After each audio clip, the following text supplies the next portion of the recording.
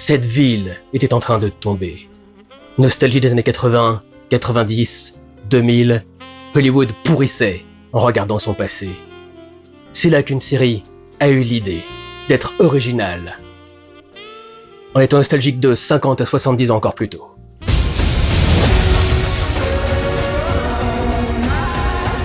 The people could use a hero. Bonjour tout le monde, bienvenue dans ce vlog qui reviendra, comme vous pourrez le voir, sur Spider-Noir, l'adaptation du personnage de Spider-Noir incarné par Nicolas Cage, qui rendait hommage au film des années 30 à 50, qui était le grand essor du film noir.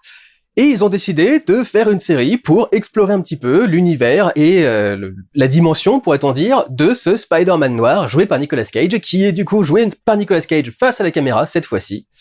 J'espère que vous appréciez la mise en scène. Si vous restez jusqu'à la fin, je vous expliquerai vite fait comment est-ce qu'il faut faire ce genre de truc. C'est pas très compliqué à faire, honnêtement. Il m'a fallu quelques heures à peu près pour réussir à le faire.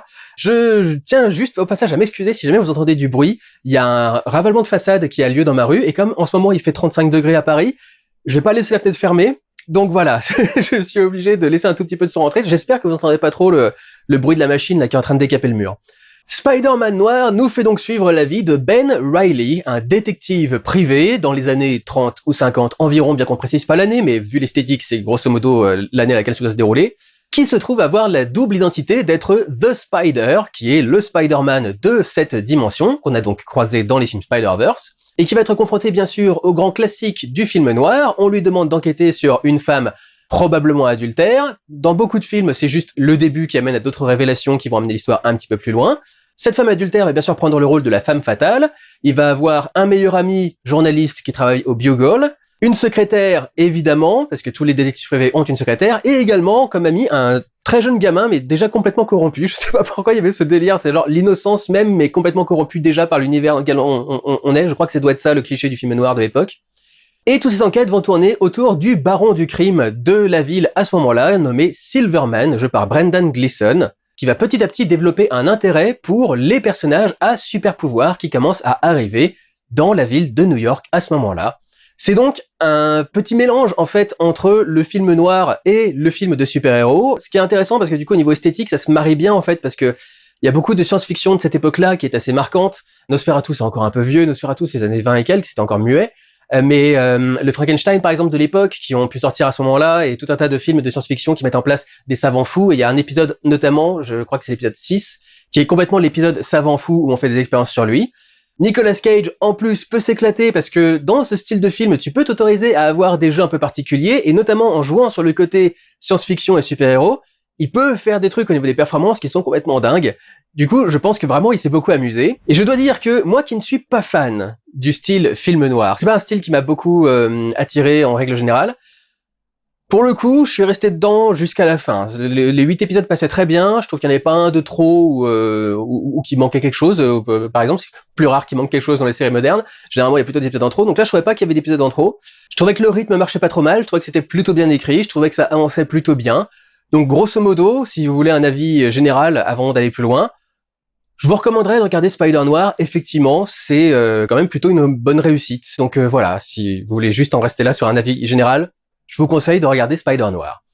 C'est intéressant du coup d'avoir voulu reproduire cette esthétique particulière, mais c'est quand même dommage que Amazon ait proposé à la fois la version noir et blanc et une version couleur à côté. C'est dommage de pas juste avoir assumé complètement le pari de la série, qui en plus était déjà proposé dans le film. Il y avait déjà une séquence noir et blanc pour présenter l'univers de Spider-Man Noir. Donc c'est quand même un petit peu dommage de pas avoir été jusqu'au bout. Après, heureusement, il laisse le choix, tu peux voir l'une ou l'autre. En ce qui me concerne, je n'ai regardé que la version noir et blanche, parce que je n'ai pas de souci avec le noir et blanc en règle générale. Donc je me suis fait l'intégralité de la série en noir et blanc, et franchement c'est cool parce que tu retrouves vraiment cette esthétique si particulière de l'époque, et c'est dommage de la gâcher en mettant la version couleur. Cela dit, la version couleur, au moins, ils ont décidé d'aller à fond dans le côté couleur. J'en avais déjà parlé quand j'avais parlé du Star Trek des années 60, la première série. À l'époque, toutes les télévisions n'étaient pas en couleur. La télévision couleur commençait à être diffusée, mais toutes les télévisions elles-mêmes, tous les postes de télévision n'étaient pas en couleur. Et du coup, il y a plein de gens qui ont regardé les premiers Star Trek en noir et blanc. Et les couleurs si absurdes de Star Trek sont en partie là parce que quand tu avais une télévision couleur, ça te permettait de profiter de la couleur au maximum, parce que tu avais vraiment du rouge, du rose, du bleu, du vert, absolument partout dans les décors. Donc ça servait une double utilité, quoi. Et donc finalement, cette double utilité, enfin cette double version qu'on a sur Amazon, ça rejoint un petit peu cette utilisation du noir et blanc qu'on avait un petit peu à l'époque, quand la couleur a commencé à arriver. On retrouve donc toutes les caractéristiques du film noir de l'époque, à commencer par cet effet de lumière avec les stores et tout le bordel. Donc des lumières très directionnelles avec des ombres extrêmement marquées, très dures, qui vont permettre de très bien découper les personnages, de faire des jeux avec l'environnement, etc., etc. Il y a ce plan typique et traditionnel du film noir, c'est donc justement avec ces grandes ombres, avec les lumières qu'on peut avoir, on a des ombres portées qui vont assez loin derrière les personnages, et t'as souvent ce plan sur la rue avec la caméra un petit peu débulée, donc penchée sur le côté, et le personnage qui marche, cette grande ombre qui s'étend derrière lui. Il y a évidemment le plan traditionnel du mec qui va passer devant un spot, et donc l'ombre qui est projetée sur le mur en briques gigantesque, la caméra qui se tourne et tu vois juste une espèce de nuage de fumée énorme qui est éclairé par une lumière, donc qui devient extrêmement brillant, et t'as la silhouette du personnage noir qui se découpe sur le truc. On reproduit aussi cette technique avec justement ces ombres très marquées, où t'as une lampe suspendue, une ampoule suspendue au plafond, et il y a beaucoup de films où il les faisait bouger, et justement ça faisait bouger toutes les ombres dans la scène, et ça te fait ressentir une situation un petit peu désarçonnante, un peu étrange, un peu de danger. L'instabilité des ombres retranscrit l'instabilité de la situation, et donc c'est quelque chose qui marche assez bien, encore une fois. Tu retrouves évidemment les barres en fumée qui permettent du coup de bien diffuser la lumière et donc de découper des silhouettes aussi devant. Les lumières extrêmement localisées sur le visage des personnages pour relever du coup le visage et voir les détails du visage et voir ce que joue le personnage. Notamment, il y a une scène où il y a la chanteuse qui fait une performance sur scène qui est donc la femme fatale, qui est éclairée de dos, et il y a un spot énorme sur son visage pour qu'on puisse voir quand même ce qui se passe sur sa tête malgré le fait qu'elle soit éclairée de dos.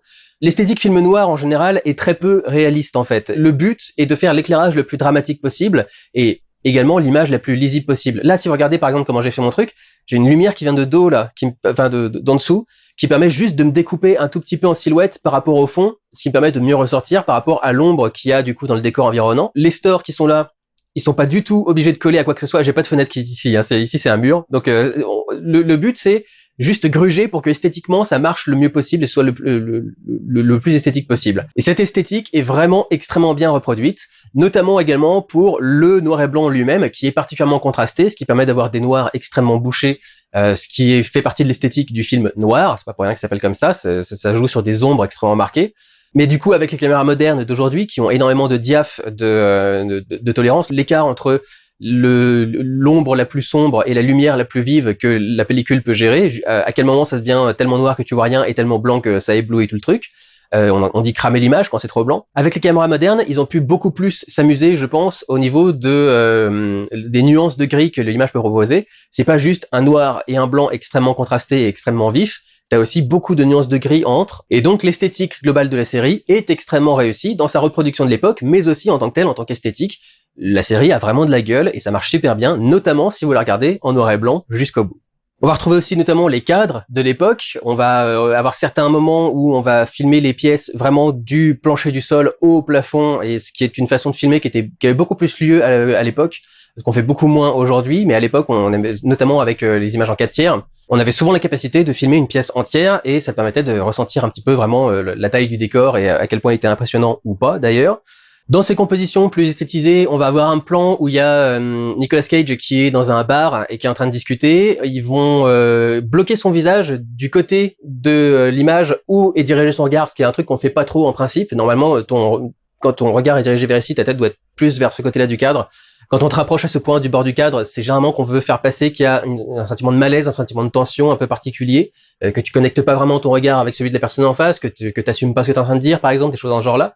Et là, notamment, ils utilisent la composition pour ajouter derrière lui un chapeau et un manteau long qui sont, du coup, en partie son costume de Spider, qu'il refuse de renfiler au début de la série. Et donc, ça marque à quel point il est travaillé par cette question-là quand tu vois le costume qui est derrière lui, du coup, en train d'être suspendu.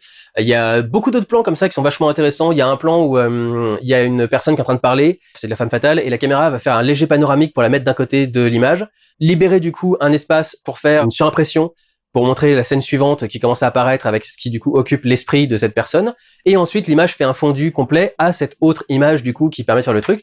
Ce genre de choses qui auraient été très compliquées quand même à faire à l'époque, mais qu'on faisait un petit peu parce que, encore une fois, le film noir a une notion d'ultra-esthétisme, d'ultra-expression des émotions des personnages, et donc s'ils sont en train de penser à quelque chose, mettre ça dans une bulle d'un côté et ensuite faire une transition à ce truc-là, c'est une transition qui était faisable à l'époque. Et il y a d'autres jeux, notamment sur des miroirs où des personnages vont parler. Il y a un plan où on a un chant et un contre-chant dans le même plan, parce que on a le personnage qui est en train de parler et puis l'autre personnage qui est reflété dans le miroir juste à côté. Et il y a beaucoup d'utilisation de la demi-bonnette en particulier. Les gens qui sont fans de la chaîne connaissent la demi-bonnette. C'est une moitié de lentille qu'on rajoute devant l'objectif, qui permet de faire 2 points différents dans un seul angle de prise de vue. Ce qui était beaucoup plus utilisé à l'époque parce que on était beaucoup moins libre dans l'utilisation des objectifs. En règle générale, on faisait moins de fantaisie avec la machinerie et les accessoires de caméra. On n'avait pas 36 000 lentilles à disposition parce que généralement ça devait coûter cher. En plus, années 30, c'était la récession, donc tu pouvais pas non plus te permettre d'avoir 36 000 lentilles avec ton truc. Et puis avec ces compositions très esthétiques, très souvent, on avait besoin d'avoir 2 profondeurs de champ différentes dans une même image. Et on ne pouvait le faire qu'avec une demi-bonnette. Et donc, il y a plusieurs plans qui utilisent la demi-bonnette dans cette série. Bon, il y a des split screen aussi qui reviennent. Et il y a un moment où je suis quasi certain, alors je le sais pas parce que j'ai pas vu le making of ou quoi que ce soit, mais je suis quasi certain que pour une scène où le personnage de Cage tombe dans les pommes, il tombe à la renverse, ils ont réutilisé une technique que Hitchcock a utilisée dans Psychose, où, comme encore une fois, les caméras étaient très très lourdes, tu pouvais pas te permettre de faire des mouvements trop absurdes. Et il y a un plan dans Psychose où il y a un personnage qui tombe dans les escaliers et il reste assez fixe dans le plan, mais tu vois du coup l'escalier derrière lui et le reste de la cage d'escalier qui est en train de se rapprocher, etc., etc. Et en fait, pour tourner ça, Hitchcock a rétro-projeté sur un mur derrière du coup l'acteur un plan où la caméra avançait dans l'escalier et se cassait la gueule et faisait un mouvement de grue ou un truc dans ce genre-là, et a mis le personnage en train de jouer devant, en train de jouer le personnage qui tombe à la renverse. Et donc, les deux en même temps, le personnage qui tombe et l'image projetée derrière, te donnent l'impression qu'ils ont filmé le personnage en train de tomber dans l'escalier, mais en fait non, ils ont fait un truc plus safe devant un écran avec une projection, et je suis quasi certain qu'ils ont reproduit ça pour cette scène où Nicolas Cage tombe dans les pommes. On retrouve aussi énormément de plans débulés, parfois associés à des plans en grue notamment, et t'as ce plan notamment, ils font un plan sur la tombe de sa femme qui est donc morte, c'est ce qu'on nous dit dès le début des épisodes, hein, c'est pas un spoiler. Et là, pour le coup, tu retrouves vraiment la façon de filmer à la film d'horreur, science-fiction de l'époque, notamment Frankenstein. Cette plongée avec une focale extrêmement large qui déforme un peu les distances et les angles droits et les courbes, et qui crée du coup une tombe qui ressort énormément vers la caméra, etc., etc. Toutes ces techniques-là, du coup, sont de base du film noir. Avec cela dit, une esthétique quand même beaucoup plus moderne dans le fait que il y a beaucoup plus d'angles de caméra différents, beaucoup plus d'angles différents, de prises de vue différentes, et un montage beaucoup plus dynamique grâce à ça, du coup, parce qu'on a énormément de choses différentes qui sont filmées. C'est quelque chose qu'on ne faisait pas trop à l'époque, parce qu'à l'époque, les caméras faisaient dans les 60-70 kilos, enfin un truc monstrueux, parce qu'il fallait des gros coffres, je crois que c'était en plomb, mais je peux me tromper là-dessus, dans lesquels enfermer la pellicule 35 mm pour atténuer le bruit du moteur et pour permettre du coup de faire la prise de son avec le son qui était très compliqué à gérer, notamment à l'époque. Le corps de la caméra lui-même était beaucoup plus lourd, etc., etc. Donc du coup, t'avais pas le temps et les moyens de faire 36 000 angles différents, de faire 36 000 prises de vue différentes sur le tournage. C'était beaucoup plus limité. Là, évidemment, avec les caméras modernes d'aujourd'hui, qui sont extrêmement légères, avec toute la machinerie qui est vachement plus accessible, vachement moins onéreuse, et qui fait des mouvements beaucoup plus complexes, tu peux évidemment te permettre de faire beaucoup plus de choses que ça. Et je me souviens notamment d'un travelling à un moment, où on est dans le métro, où tu vois un travelling latéral qui filme tous les pieds de tous les passants du métro, et puis d'un seul coup, ça s'arrête, et ça fait un travelling horizontal qui va se relever vers le personnage de Nicolas Cage. C'est le genre de plan que tu aurais pu faire dans un film, mais ça aurait été un plan isolé dans un coin avec le reste qui est quand même plus classique, quoi. Là, c'est un plan parmi d'autres qui sont très élaborés au niveau machinerie, au niveau technique. Donc la série a pas mal de gueule, quoi, quand même. Cela dit, la série sait aussi que c'est une série moderne et qu'elle peut utiliser des trucs un peu plus modernes. À ce propos, il y a un effet spécial à un moment qui est complètement dégueulasse, où il y a une lumière qui s'éteint, elle se rallume, et t'as le Spider-Man qui s'est collé au plafond et qui est en train de marcher au plafond. Et tu vois à 2000 km que c'est un modèle 3D du Spider-Man, c'est le seul mauvais plan de tout le truc. Mais du coup, ça se voit à des kilomètres. C'est un peu dommage qu'il n'y ait pas plus de scènes que ça où on voit le Spider noir voltiger entre les gratte-ciel avec ses toiles. Parce que très étonnamment, pour un truc ultra moderne comme ça passe super bien en film noir. Je sais pas pourquoi, mais avec cette esthétique de la ville, de la façon de filmer la ville et le contraste qu'il y a au noir et blanc, etc., je trouve que ça se mélange super bien à ces passages où il est en toile d'araignée entre les trucs. Et c'est dommage qu'il n'y en ait pas plus que ça, parce que vraiment, je trouve que ça rendait un très très bon rendu.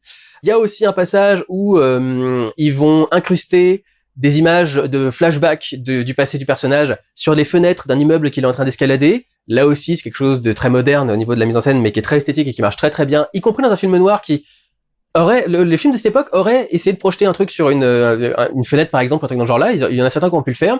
Ils l'auraient juste fait de façon fixe. Là, du coup, comme on est aujourd'hui, on peut se permettre de le faire de façon mobile, et donc du coup, ils le font de façon mobile, et ça marche super bien.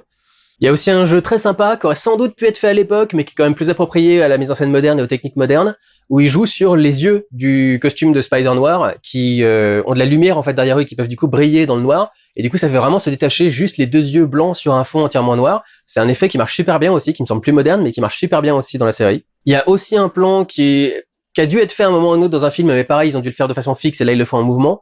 Mais il y a un moment où ils sont dans une voiture et il y a un plan qui a été tourné spécifiquement sur Nicolas Cage qu'ils ont incrusté dans le rétroviseur de la voiture pour être sûr que oui, c'est dans ce genre de grugeage, c'est très film noir. Le but c'est que ce soit esthétique avant tout. Et donc on veut que la réflexion soit parfaite et qu'on ait bien Nicolas Cage cadré dans le rétroviseur, bien que sous cet angle-là, ce serait sans doute compliqué de bien avoir le Nicolas Cage bien visible, sans doute en plus qu'il y aurait le fauteuil du conducteur qui serait devant, qui serait entre le truc, qui permettrait pas de bien le voir là où il est placé dans le fauteuil. Donc ils ont fait juste un plan qui est incrusté dans le rétroviseur. C'est une technique moderne qui colle quand même beaucoup à l'époque et à l'esthétique film noir en général, qui sont bien respectés avec ça malgré tout. Et puis il y a une transition qui, à mon sens, est un hommage à Matrix, où vous savez donc les araignées ont de multiples yeux, et à un moment où on va avoir une image où il y a de multiples alvéoles, chacune qui propose une image différente, et la caméra va finir par rentrer dedans. C'est pendant toute une séquence de cauchemar. Et ça me rappelle énormément la séquence dans Matrix où on rentre dans les différentes télévisions. La preuve d'ailleurs, complètement grosse tangente, hein, mais la preuve que Matrix a toujours été pensé pour une trilogie, les télévisions qui sont dans le bureau de l'architecte, elles sont déjà présentes dans le premier Matrix, et si t'as pas le bureau de l'architecte, t'as aucune raison, aucune explication à avoir tous ces moniteurs qui permettent de voir ce que fait Neo. C'est la preuve que Matrix a été pensé comme une trilogie depuis le début. Et d'ailleurs, toujours dans cette idée de mélanger du coup le style de l'époque et quelque chose de plus moderne, un film noir avec des noirs à l'image et avec par exemple une secrétaire qui est en surpoids, c'est pas la peine d'en chercher dans les films de l'époque, ça n'existait pas, ça ne se voyait pas. La secrétaire, elle était canon aussi, un peu cruche, généralement un peu godiche. Le meilleur ami, il était certainement pas noir. Et ce que j'aime bien, c'est que on est quand même chez Sony et pas chez Disney, ou chez Amazon, et je sais pas si Disney, mais c'est Sony qui produit le truc, comme il produisait The Boys aussi d'ailleurs. On atteste quand même qu'il y a une circonstance particulière, qu'il y a des circonstances particulières à avoir ce genre de personnage dans ce genre de contexte à cette époque-là en fait.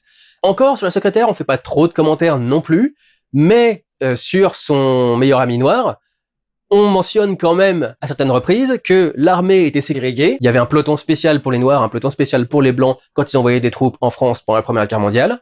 Il y a un moment où le journaliste a affaire à une femme blanche qu'il veut essayer d'interroger et elle le menace en lui disant « Si vous restez encore là, je vais crier et vous voudriez quand même pas qu'on surprenne un homme noir en face d'une femme blanche en train de crier, etc. » Donc on montre bien quand même le côté très raciste et très dangereux pour le mec de l'époque.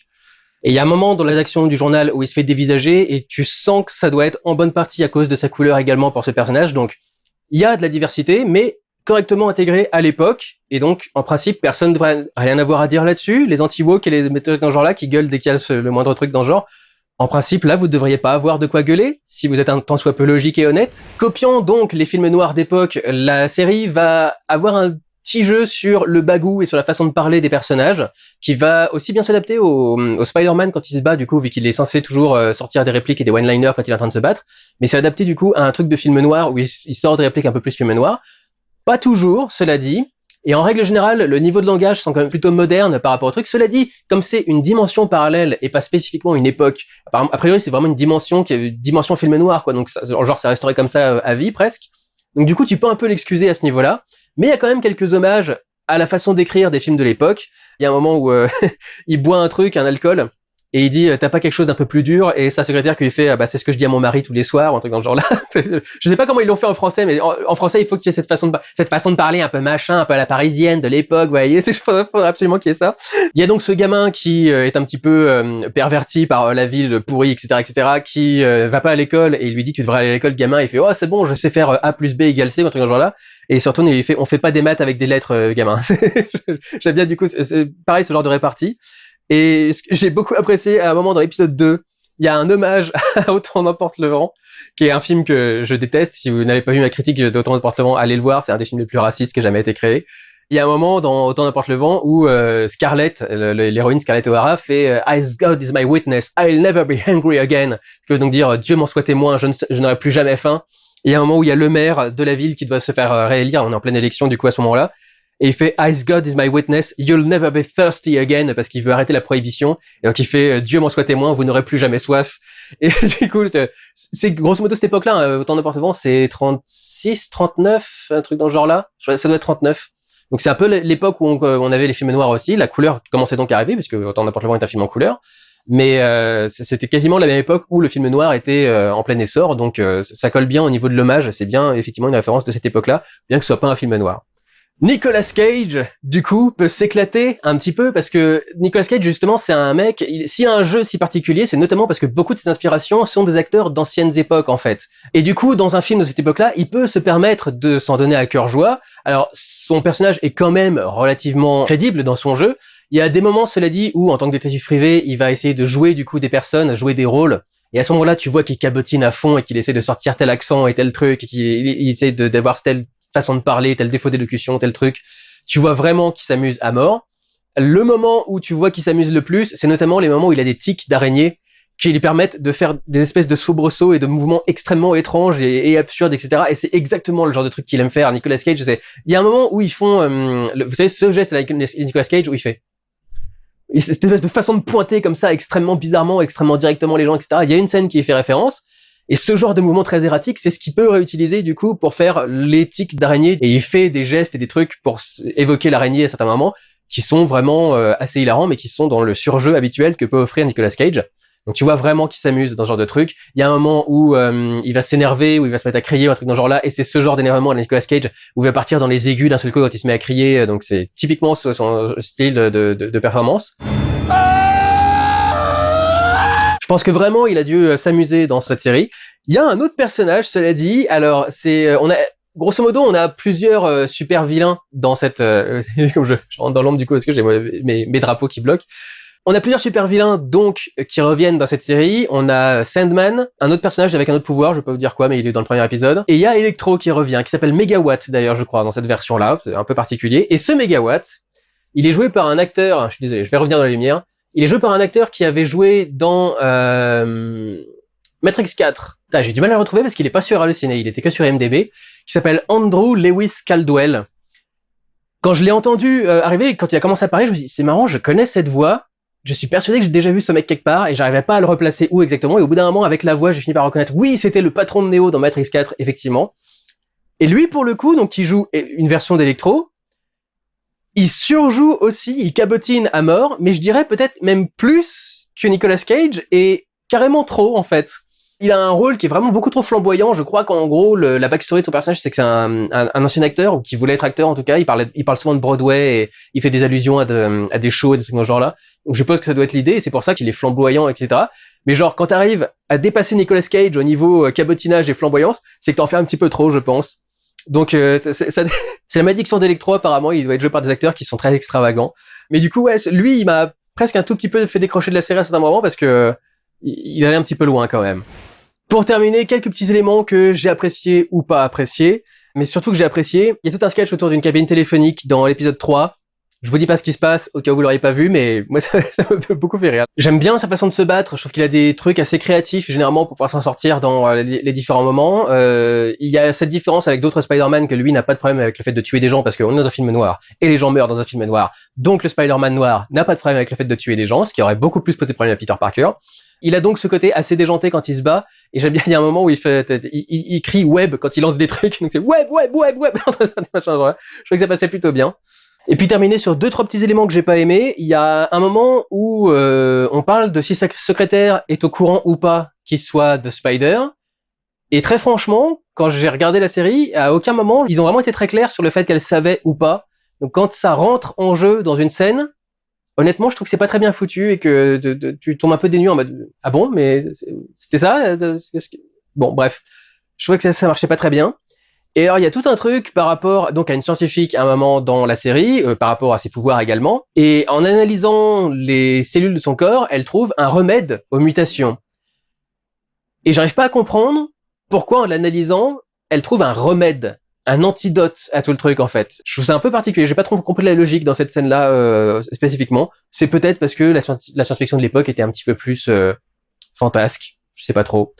Donc voilà, grosso modo, je vous recommanderais plutôt chaudement de regarder Spider Noir. Moi qui pensais pas spécialement accrocher au truc, entre le fait que ce soit Nicolas Cage, la façon de bien rendre hommage au style de l'époque, au délire, etc., et de bien reproduire l'esthétique en règle générale, et même le scénario qui marche pas trop mal et qui t'amène à des révélations intéressantes et qui progresse plutôt correctement. Honnêtement, ouais, je recommanderais plutôt de regarder la série. J'ai passé un bon moment devant, quoi. Je pensais devoir la subir, et honnêtement, non, j'ai plutôt passé un bon moment. Donc voilà, si ça vous intéresse, regardez Spider Noir. Pour ce qui est du coup de toute cette mise en scène, je vais du coup remettre mon éclairage de base, et on va repasser à la couleur. Mais donc en fait, c'est très très simple. Alors je la retire, j'avais mis une serviette pour faire un drapeau, donc c'est comme ça qu'on appelle ce qui bloque la lumière en cinéma, on appelle ça un drapeau. J'ai utilisé l'armature qui me permet de faire des fonds verts en fait. Je vais baisser un petit peu ça pour que vous puissiez le voir. Voilà, donc il y a tout un truc de perches et de tuyaux qui permet de faire tenir mes différents drapeaux. Donc un drapeau, ça va être ça, par exemple, ça va être une plaque en carton ou une serviette comme j'ai utilisé pour combler le truc parce que j'avais plus assez de carton, que vous allez mettre pour bloquer la lumière simplement.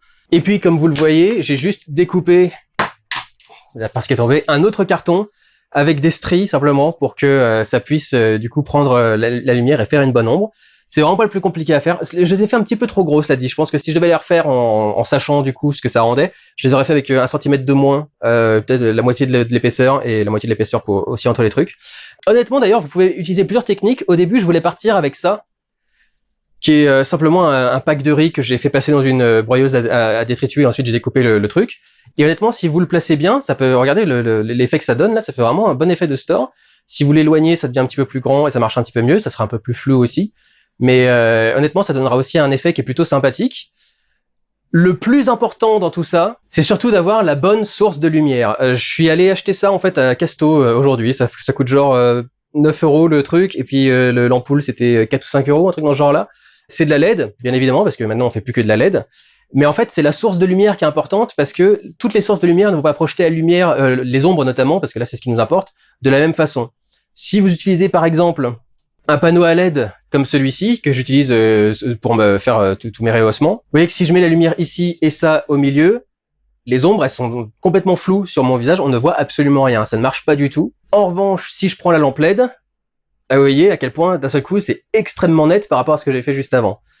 En fait, c'est surtout ça. Il faut avoir la bonne source de lumière. Ça, du coup, c'est ce que j'ai utilisé ici. J'avais également acheté une lampe LED comme ça, avec filament et complètement transparente, en me disant que ça marcherait peut-être, mais j'avais un gros doute et c'est pour ça que j'ai pris le deuxième modèle également. Et effectivement, ça, en fait, ça marchait avec les lampes à incandescence, avec un seul filament, parce que du coup, il y avait une source unique de lumière qui était le petit filament qui était au milieu. Avec celle-ci, comme il y en a 3 ou 4, ça sort aussi des ombres complètement diffuses et ça ne marche pas non plus.